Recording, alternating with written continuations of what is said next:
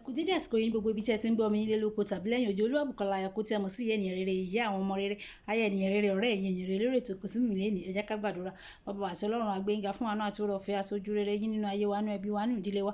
Arúgbó ọ̀pọ̀ òjò rọ̀ ilẹ̀ fi mu ṣùgbọ́n ẹ fi àánú dá wa sí, ẹ fún àánú mú wa wà láyé, mú wa wà láàyè. A ò sí lọ́gbà wèrè, a ò sí níbi ìgbókùpamọ́ sí wọn bọ̀ wá mọ́lẹ̀. Ògo ni forúkọ yín. Ẹ gba ọpẹ́ wa, ẹ gba ẹ̀yìn wa. Ọ̀rọ̀ náà tí a gbéyàwó lẹ́nìí tó bá gbé tọ̀tún wa wọlé kó má ṣe gba tòsí jáde, kó ṣe ayé ọkàn àti ara wa ní rere. Nítorí tí a gbàdúrà lórúkọ Jésù Kristi Olúwa wa. Àmín. Àmín lórúkọ Jésù. Kí ni ohun tí a fẹ́ gbéyàwó lẹ́nìí? Kókó ọ̀rọ̀ tí a fẹ́ gbéyàwó lẹ́nìí sọ wípé olùrànlọ́wọ́ àyànmọ́, olùrànlọ́wọ́ àyànmọ́, olùrànlọ́wọ́ àyànmọ́. Lẹ́nìí ohun tí màá fẹ́ ká gbéyàwó nínú àkòrí olùrànlọ́wọ́ àyànmọ́ ti èní ni pé irú àwọn olùrànlọ́wọ́ àyànmọ́, irú àwọn olùrànlọ́wọ́ àyànmọ́. Ẹ jẹ́ ká mú bèrè kíkà wá nínú ìwé Mátì orí ìkẹta. Màá saka ẹsẹ̀ ìkíní, ìkejì àti ìkọkànlá. Mátì orí ìkẹta, ẹsẹ̀ ìkíní, ìkejì àti ìkọkànlá tí ó kà báyìí pé ní ìjọ́ wọn ni Jòhánù Báptísì wá. Ní ìjọ́ wọn ni Jòhánù Báptísì wá. Ó ń wàásù ní ijù Jùdíà. Ó wí pé ẹ ronúpìwàdà nítorí ìjọba ọ̀run kù sí dẹ̀dẹ̀. Ìkọkànlá.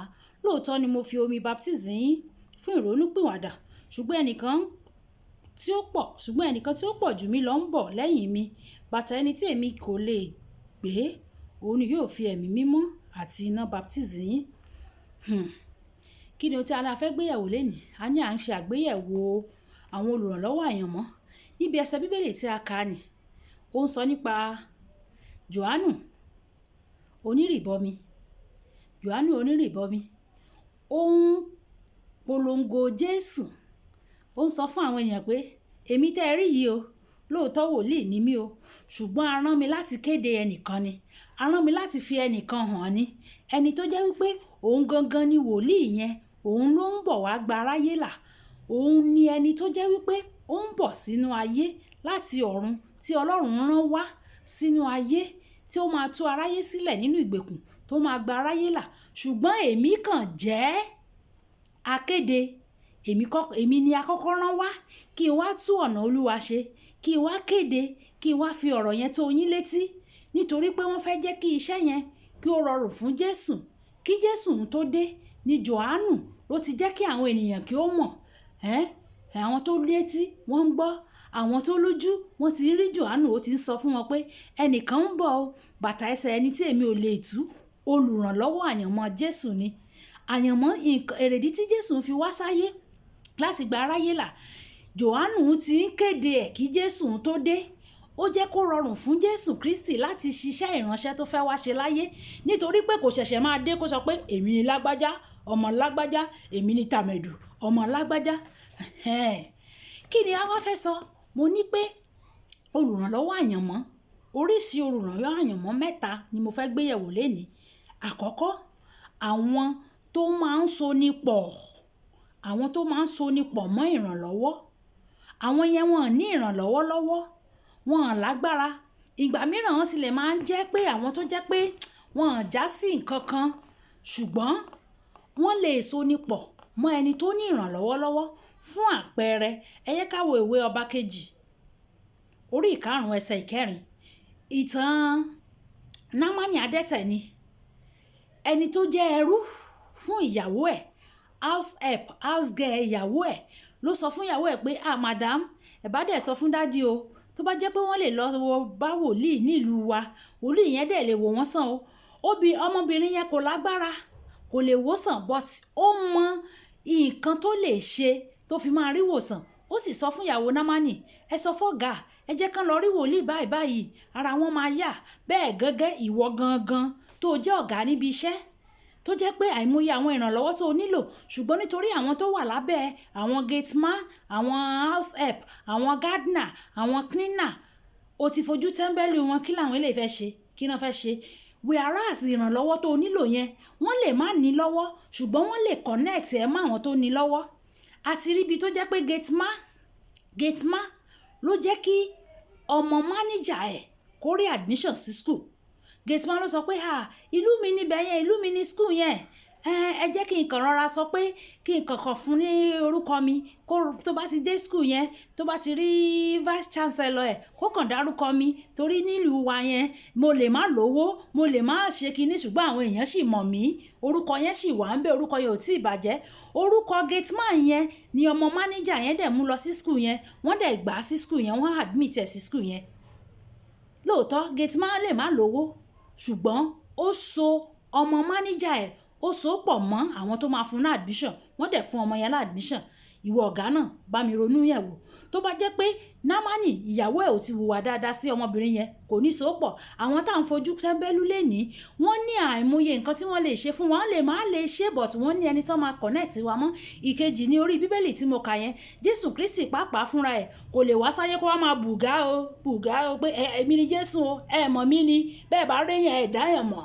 èmi ni jésù kristi ti násárẹ́tì ẹni tí Isaiah ti prophesy ń pa ẹ̀ no he can do that he needs somebody nǹkan tí Jòhánù ṣe nìyẹn Jòhánù ló ń polongo òun ló ń sọ pé Jésù Kristi ó ń bọ̀ ó ṣe kinní kan o àwọn ọkùnrin tó jẹ́ pé wọ́n lẹ́nu bẹ̀ àwọn tán lẹ́nu bẹ̀ Jòhánù lẹ́nu bẹ̀ nítorí pé ó ti pẹ́ tí àwọn ènìyàn ti rí wòlíì ọjọ́ ti pẹ́ ó ti pẹ́ ẹ wo Old Testament sí New Testament kò sí wòlíì láti àárín méjì yẹn between that period kò sí wòlíì Jòhánù ni wòlíì tó kọ́kọ́ wá àwọn èèyàn wá ní wòlíì táwọn ti lọ ti àdúmẹ̀ lówó lọ àti wá wòlíì Jòhánù ó wà man of influence ni ó ní influence gbogbo àwọn ọba àwọn ìjòyè àwọn everybody ń wá sọ́dẹ̀ láti wá ṣe ìrìbọmi ibẹ̀ ló ti ń sọ fún wọn pé èmi kì í ṣe olùgbàlà o olùgbàlà ń bọ̀ o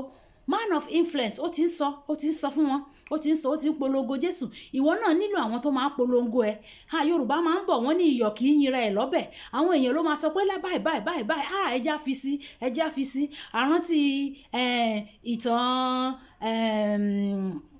president vice president tó jẹ́ ọmọ ìjọ ẹ má jẹ́ mẹ́nu lọ síbẹ̀ yẹn ẹnìkan ló introduce ẹ̀ pé ẹja mú ọkùnrin yìí ó máa ṣe dáadáa ó máa ṣe vice Christian ni ẹjẹ́ àfi sí ó máa wùwà dáadáa wọ́n sì mú wọn lọ sọ̀rọ̀ mind of influence a nílò wọn nínú ayé wa wọ́n máa connect wa mọ́ ibi tí a ti máa rí ìrànwọ́ gbà àwọn ló lọ connect pé ẹjẹ́ àfi sí o wọ́n sì fi ọkùnrin yẹn sí lóòótọ́ ó sì ṣiṣẹ́ dáadáa ó wùwà dáadáa ó ṣe dáadáa ìwọ náà nílò irú àwọn èèyàn báyẹn man of influence o nílò ẹ̀ àwọn tó máa àwọn àkọ́kọ́ àwọn tó jẹ́ pé wọn ò ní lọ́wọ́ ṣùgbọ́n wọ́n lè connect ẹ̀ máwọn tó ní lọ́wọ́ ìkejì àwọn ilé influence àwọn yẹn tó bá kọ orúkọ wọn fún ẹ pé ó yá mú orúkọ yìí lọ sí Àbújá contract ti jáde nìyẹn o tó bá kọ orúkọ yìí ó yá mú lọ sí Aso Rock owó ti jáde nìyẹn o ti rí contract gbà nìyẹn o àwọn yẹn ni à ń pè ní àwọn tó wọ́n ní ẹnu ń bẹ̀ men of influence wọ́n ní ẹnu ń bẹ̀ a nílò àwọn yẹn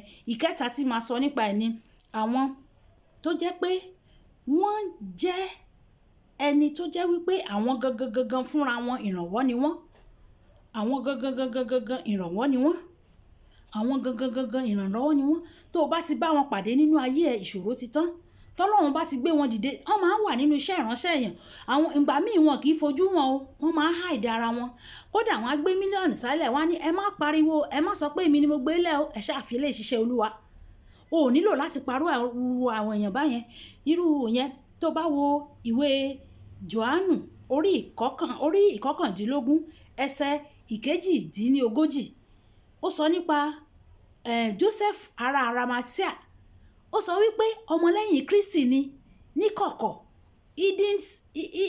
hidden disciple kò fojú hàn sí gbangba ṣùgbọ́n ọmọlẹ́yìn Kristi ni nígbà tí ó sì jẹ́ ẹni tó lówó lọ́wọ́ ó lọ́rọ̀ nígbà tí wọ́n ti kan Jésù má gbélébùú òun ló wá tọrọ òkú ẹ̀ pé ẹ gbókù Jésù fún mi ẹ jẹ́ n lọ sìn ẹ gbókù olùgbàlà fún mi ẹ jẹ́ n lọ sìn ó máa nírú àwọn èèyàn bẹ́ẹ̀ náà nínú ìjọ ẹ tó jẹ́ pé wọn kì í bùgá wọn kì í jambla wọn kì í kò nílò pé kí ìwọ náà ṣẹ̀ṣẹ̀ tún máa pariwo wọn síta má pariwo wọn síta àwọn kan wà bẹ́ẹ̀ tó jẹ́ pé wọ́n ní ìrànlọ́wọ́ tó fẹ́ ṣe ṣùgbọ́n wọn ń pariwo wọn kì í pariwo ariwo kọ́ ni music o empty barrel ló máa ń pariwo àwọn eléyìí ò kì í pariwo sẹ́lẹ́ńsẹ́ ni lọ́wọ́lẹ̀ ni ìwọ náà gẹ́gẹ́ bí olùṣọ́ àgùntàn ó gbọ́dọ̀ dá wọn mọ̀, ìwọ náà gẹ́gẹ́ bí èèyàn ó gbọ́dọ̀ dá wọn mọ̀. Má máa bùgá àti ìbáṣe lọ́pọ̀lọpọ̀ lágbájá àwọn ló ra bọ́ọ̀sì fún ṣọ́ọ̀ṣì wa, lọ́pọ̀lọpọ̀ tàmẹ̀dù tó wá ń dárúkọ, má máa dárúkọ wọn. Àwọn yẹn ò fẹ́ kán dárúkọ wọn, àwọn yẹn kàn rọra wà jẹ́jẹ́ ni, jẹ́jẹ́ náà lẹ́jẹ́ ni kinní kan ń jó làwọn wà, wọ́n ń pariwo. Ọlọ́run á ràn wá lọ́wọ́. Àwọn tó máa mú ká mú àyànmọ́ ṣẹ, Ọlọ́run á connect wa pẹ̀lú wọn lórúkọ Jésù, á so wá pọ̀ mọ́ wọn. Àwọn míì wọ́n kéré lójú, ṣùgbọ́n wọ́n ní àwọn tí wọ́n lè introduce wa sí láti jẹ́ kí a mú àyànmọ́ ṣẹ. Àwọn kan wà tó jẹ́ pé àwọn gangan fúnra wọn wọ́n tó tán, wọ́n gàdàfì, wọ́n lè jẹ́ ká mú àyànmọ́ ṣẹ. Àwọn kan wà tó jẹ́ pé ìdí ni kọ̀rọ̀ abẹ́lẹ̀ náà ti máa ń ṣiṣẹ́, irú wọn ni Joseph ará Arimatea yìí. Ìwọ náà nílò wọn nínú ayé rẹ, èmi náà nílò wọn nínú ayé tèmi náà. Ọlọ́run á sì gbé wọn dìde sí ẹ, á gbé wọn dìde sí èmi náà. Já sọ fún Ọlọ́run pé bàbá mi, àwọn olùrànlọ́wọ́ àyànmọ́ tó máa jẹ́ kí n mú àyànmọ́ mi ṣẹ nínú ayé, tó máa jẹ́ kí n mú ìpín mi ṣẹ, Olúwa rán wọn sí mi, Olúwa ṣàánú fún mi, jẹ́ kí n dá wọn mọ̀, má jẹ́ n fọ̀rọ̀ ara mi lé wọn síta, má jẹ́ n tú wọn síta kúrò lọ́dọ̀ mi. Olúwa ṣàánú fún mi, Jésù Olúwa wa. Àmín. Olúwàbùkọ́lá aya kó tí a mọ̀ sí ìyá ènìyàn rere, ìyá àwọn ọmọ rere, aya ènìyàn rere àti ọ̀rẹ́ ẹ̀yin ènìyàn rere lórí ètò Kò Sí Mìmí Lénìí. Nígbà tí a tún máa pàdé ní ọjọ́ mìíràn, ọjọ́ rere. Ó dàbọ̀.